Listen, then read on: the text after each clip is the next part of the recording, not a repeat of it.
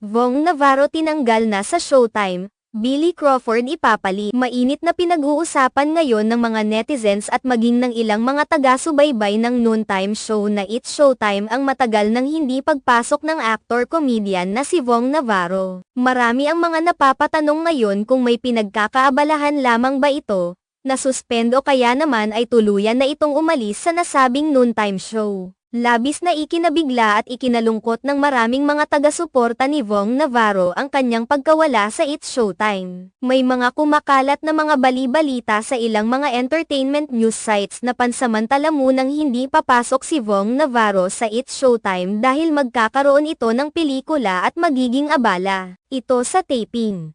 May mga nagsasabi rin na pansamantala munang papalitan ni Billy Crawford si Vong Navarro bilang host ng show. Hindi na rin naman umano ito bago kay Billy Crawford dahil dati na rin naman siyang host ng nasabing noontime show. Matatandaan na ilang taon rin na naging host si Billy Crawford sa It's Showtime hanggang sa mag-resign ito at pumasok bilang host ng Tropang LOL na umiere noong sa TV5. Kaagad naman itong umani ng samot-saring komento mula sa mga netizens dahil malabo umano na maging pansamantalang host si Billy Crawford sa It's Showtime dahil abala ang aktor at hindi rin maganda na papalitan niya si Vong Navarro kahit papansamantala lamang ito. May mga nagsasabi rin na abala rin naman si Billy Crawford sa kanyang mga show sa ibang bansa kaya wala rin itong oras para maging host ng show. Samantala, marami naman sa mga fans ni Vong Navarro ang nagpahayag ng kanilang pagkalungkot dahil sa mga lumalabas na isyu ngayon. Marami pa ang nagsasabing bakit si Kim Cho ay nakakapasok pa rin sa It's Showtime kahit naging abala rin ito sa shooting ng teleseryeng pinagbibidahan.